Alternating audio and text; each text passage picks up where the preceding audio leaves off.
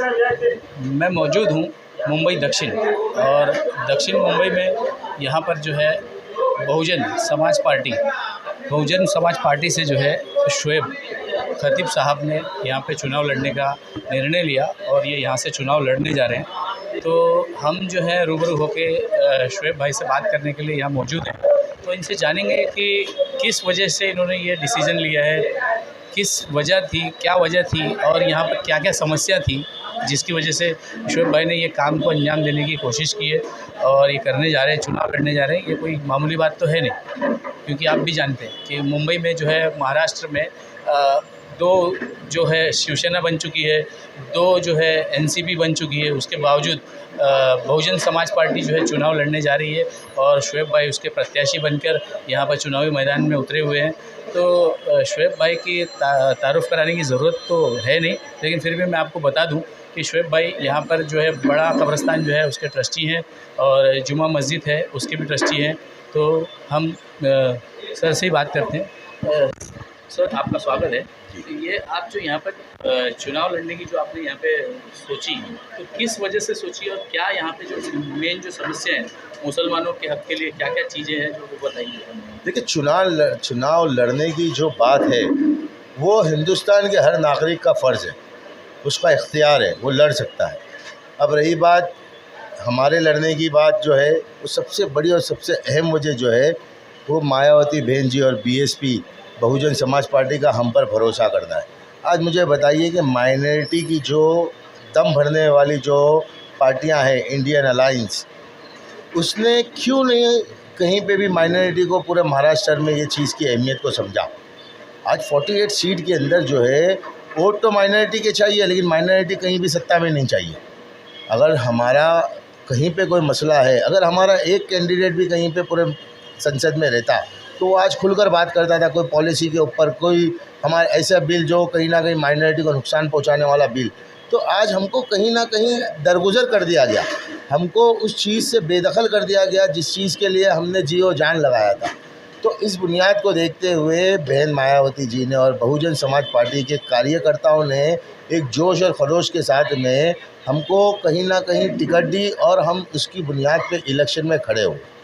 Sir, यहाँ पर जो है बात सिर्फ एक सवाल और एक मैं करना चाहूँगा, जैसे बहुजन समाज पार्टी, तो इसी पार्टी को क्यों आपने चुना? क्योंकि मुस्लिम लीग भी जो है AMIM में है और काफ़ी सारी है, समाजवादी भी जो है। जवाब सीधा जवाब ये है कि ये नेशनल पार्टी है। आप समझिए, जिस लेवल नेशनल पार्टी का मतलब कि ये हिंदुस्तान की सबसे बड़ी और सबसे काम करने वाली पार्टी है।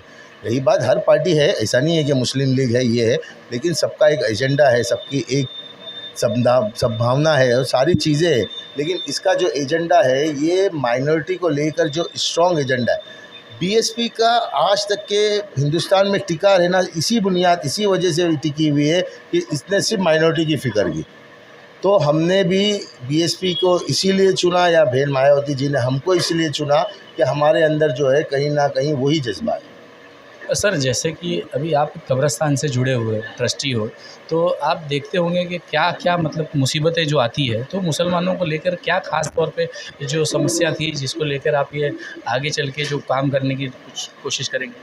मुझे ये बताइए कि इन 10 सालों में हम बड़ी बात पीछे नहीं जाते, क्योंकि पीछे तो धोखा ही मिला है, लेकिन कहीं ना कहीं 10 साल में जो है सांसद साहब थे और वही सांसद आप फिर खड़े हुए किसी और पार्टी के लेवल के साथ में, लेकिन हमारे को क्या बेसिक सहूलतें मिली है आज हमारे लिए, कहाँ पर वो चीज़ें हैं। आज हमारे बच्चे, आज जितनी भी चीज़ें हैं, आज मैं बोलता हूँ माइनॉरिटी अगर कहीं भी आप ना एरिया के अंदर जो है ना आप सर्वे करा लें, जितने स्कूल्स और कॉलेज और जितने आज बच्चे IAS और IPS बन रहे हैं, ये कहीं ना कहीं ये मुस्लिम संस्था या कोई दीगर संस्था या माइनॉरिटी संस्था की ताकत और उनके सपोर्ट पे बन रहे हैं। ये चीज़ें गवर्नमेंट को करनी चाहिए थी। गवर्नमेंट को बाकायदा इस चीज़ों के लिए स्कूल्स, कॉलेज और हाईली एजुकेशन के लिए कहीं ना कहीं रास्ते खोलना चाहिए था। तो सहूलतें कुछ भी नहीं है, पूरे के पूरे जो है हमको यतीम और लावारिस बना के छोड़ दिया गया है। एक ही बात है, वोट दो और हम आपको भूलेंगे। दक्षिण मुंबई में वैसे ख़ास तौर देखा जाए अगर, तो आबादी, मुस्लिम आबादी कही जाती है ज़्यादा, और क्योंकि बहुजन समाज पार्टी है तो उसके अंदर जो है कुछ दलित लोग भी शामिल होंगे, तो आपको किस तरीके का उनका कितना बैकअप मिल रहा है? किस तरीके? देखिए पूरी के पूरी टीम है, इनके बैकअप की बुनियाद पे तो हम खड़े हैं। देखिए आज जो है साउथ मुंबई का जो वोटर्स है वो ये चीज़ को समझता है कि हमको पिछले 10 साल में भी धोखा मिला और आगे भी धोखा मिलेगा। अगर हमने ये क्या गारंटी है कि आज हम जिसको वोट दे रहे वो जीत के आने के बाद में, और जो एजेंडे के अगेंस्ट हम वोट दे रहे, जैसे कि एक एजेंडा है, हम उस एजेंडे के खिलाफ है कि संविधान को बदल दिया जाएगा, बिल्कुल हम उसके खिलाफ है कि संविधान जो है वो बड़ी कोशिश और बड़ी कुर्बानियों के बाद वजूद में आया है। तो उसको आप बदलने की बात करेंगे तो वो चीज़ पॉसिबल नहीं है। लेकिन ये बताइए कि आज जो है वो सांसद जो पहले खुद बीजेपी के सपोर्ट पे जीत कर आए थे, आज कहीं ना कहीं उनके मामलात कहीं बिगड़ गए। महाराष्ट्र के अंदर जो हुकूमत चली 2.5 साल, आपको पता है कि फिर जो फेरबदल हुआ, तो उस फेरबदल के बाद में आगे चल के क्या गारंटी है कि वो सांसद या ये लोग जो है वो बीजेपी में वही पार्टी से जाके नहीं जुड़ेंगे जिस पार्टी के खिलाफ आज ये लड़ने की बात कर रहे हैं। सर आखिरी सवाल कि यदि वैसे आप इस चुनाव को लेके, आप अपनी पार्टी को लेके, अपनी उम्मीदवारी को लेके यहाँ पे क्या सोचते हैं? मतलब कितनी संख्या से आप जीत सकते हैं, या क्या परिजय हो सकती है, परिजय हो सकती है? जैसा आप बार बार कहते हैं ना कि अरविंद सावंत जी और तुम्हारा ये यामिनी जी, ये इतने दिग्गज नेता और इनके पास इतना अनुभव है, वो भी ये नहीं कह सकते कि किस बुनियाद पे और कितने वोटों से जीतेंगे। दम तो हर कोई भरता है, असल चीज़ तो जो है वो वोटर्स का है। तो हम पूरी उम्मीद करते हैं कि इस वक्त का जो साउथ मुंबई का वोटर्स है वो ये चीज़ को समझता है कि सही क्या है और गलत क्या है। इसलिए मैं आपके चैनल के माध्यम से तमाम हमारे वोटर्स साउथ मुंबई के अपील करूंगा कि 20 तारीख के दिन हाथी के निशान पे 2 नंबर पे बटन को प्रेस करें और ज़्यादा से ज़्यादा वोट देके हमको जिताएं।